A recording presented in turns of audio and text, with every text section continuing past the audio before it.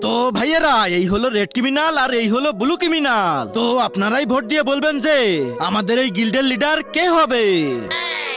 ভাই সব, তোমরা যদি আমাকে ভোট দাও তো আমি আমাদের গিল্ড পুরো 1 নম্বরে তুলে দেবো।